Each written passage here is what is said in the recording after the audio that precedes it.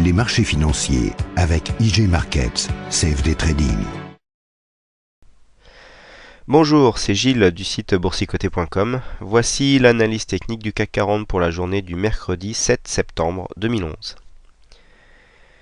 Aujourd'hui donc très enrhumé et très malade, je vais essayer de vous faire une analyse avec une voix à peu près normale. Nous avons eu donc la séance de rebond que nous attendions hier. Hier, rappelez-vous, je vous avais dit que suite à la diminution de la taille du corps et de l'augmentation des volumes, à l'approche d'un support ici assez puissant, eh bien on pouvait s'attendre à un rebond technique aujourd'hui. Eh bien c'est ce qui s'est passé, puisqu'après une ouverture à 3037,92, nous avons marqué un plus bas à 3015,97 pour terminer en clôture sur le plus haut de la séance, à savoir 3073,18 points. Belle hausse donc pour le CAC qui s'adjuge 3,63%, plus de 107 points gagnés par rapport à la séance d'hier.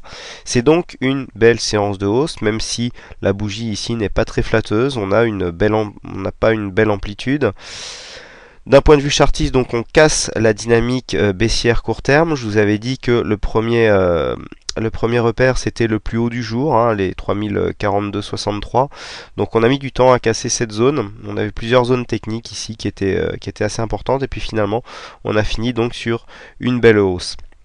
Alors, nous nous approchons d'un point de vue chartiste du gap qui avait été ouvert dès lundi, puisque si l'on détaille un petit peu, on peut voir déjà vous voyez, alors là c'est assez fort en zoomant, on vient vraiment sur la zone ici, le support haussier, regardez-le bien, je vais vous expliquer tout de suite d'où est-ce qu'il venait.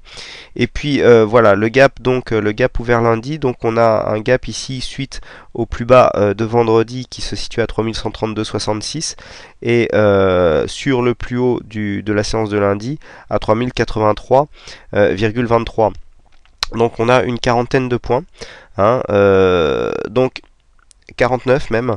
Alors ce gap est très important car à l'intérieur de ce gap, donc quasiment au milieu, il y a la zone des 3121 qui est une zone critique qui pourrait vraiment refaire basculer le mouvement haussier si cette zone était passée sur un mouvement un peu plus pérenne et durable. Alors regardez ce petit support par contre que je viens de vous dessiner, voilà, c'est le support qui passait ici par les deux précédents plus bas qui ont suivi la phase de baisse que nous avons connue en juillet-août. On avait tracé un petit support, là on était venu non loin de ce support, il y a eu cassure et là aujourd'hui on vient juste sous ce support. Alors si on est haussier, c'est pas très bon signe, pardon. Il faudrait absolument casser ce support à la hausse, car sinon nous serions en présence d'un overlap. Donc vraiment là, le plus haut est très important à casser. Demain, cette zone se situera approximativement sur les 3082,84. Donc il faut absolument casser cette zone. Demain, ce support sera confondu avec le bas du gap, puisque je rappelle que le plus haut de la séance se situe à 3083,23. Donc demain nous aurons le bas du gap plus cet ancien support haussier ici qui convergeront sur cette zone, donc zone très importante à surveiller puisque son franchissement pourrait dans un premier temps nous faire commencer à combler le gap et dans un deuxième temps donc nous refaire franchir à la hausse cette fameuse zone des 3121 points. C'est une zone clé du point de vue chartiste. Donc là on est revenu sur une bonne dynamique, on avait eu un premier signal hier, premier signal qui est pour l'instant confirmé par les indicateurs techniques. Alors le RSI lui se redresse, revient en zone neutre. Le RSI ne nous donne plus trop de signal pour l'instant.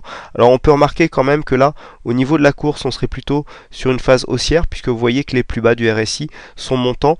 Donc par rapport à ce que nous avons connu ici sur cette phase de baisse, eh bien on serait sur une phase de reprise du point de vue du RSI. Idem pour le stochastique, même si là le point bas vient un peu attaquer le précédent, mais on voit qu'on est sur une belle dynamique de signal baissier ici au niveau du stochastique, que nous ne sommes pas encore arrivés en zone de survente. Donc pour l'instant le signal n'est pas refermé. Il faudrait vraiment un surplus de conviction et casser ici ces zones techniques pour pouvoir revenir dans la zone qui se situe entre 3121 et 3220, qui est depuis cette fameuse phase de baisse une zone qui pour moi ressemble à une zone d'équilibre, hein. C'est une zone de stabilisation. Après, on peut extrapoler en venant chercher ici une zone basse à 2950 points. Mais là, la vraie zone d'équilibre ici, je dirais que dans cette zone, on commence à avoir un risque baissier. Mais au-dessus des 3120 et sous les 3220, c'est vraiment une zone moyenne, une zone de neutralité et de congestion dans certains cas. Alors, donc, ici, il faudrait revenir. Au niveau des indicateurs, donc la reprise haussière est confirmée par le MACD, puisqu'on voit apparaître ici l'histogramme vert qui nous signale que le MACD repart sur une phase d'évolution haussière.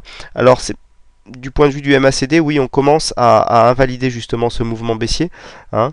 On est venu juste faire un contact sur la bande de Bollinger inférieure et puis on remonte.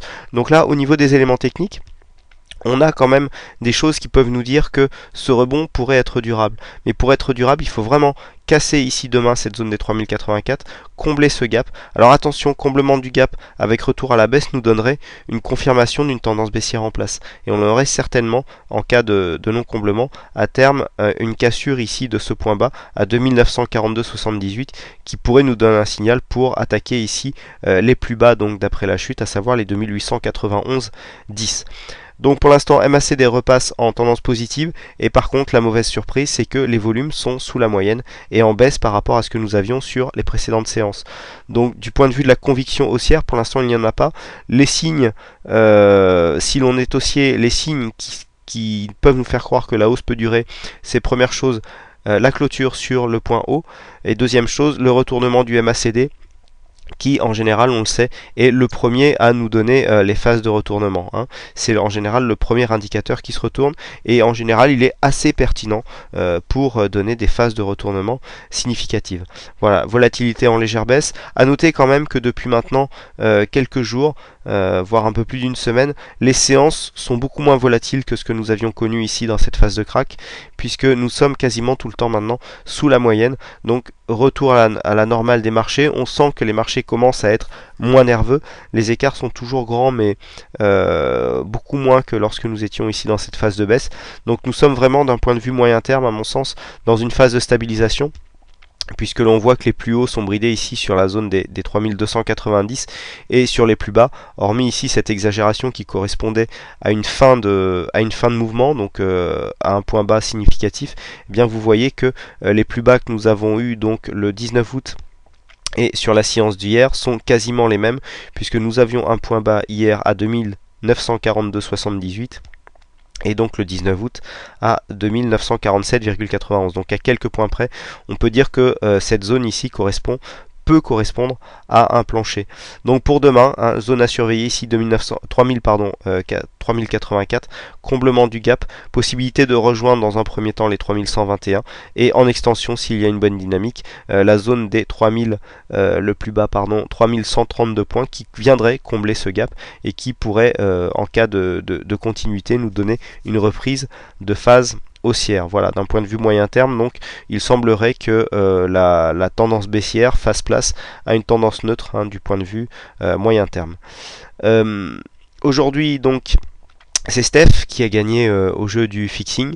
Et puis, par rapport à la vidéo d'hier où je vous montrais un petit peu où je vous expliquais un peu les points d'entrée sur le portefeuille boursicoté, hein, géré sur le site indépendant Bourse Match.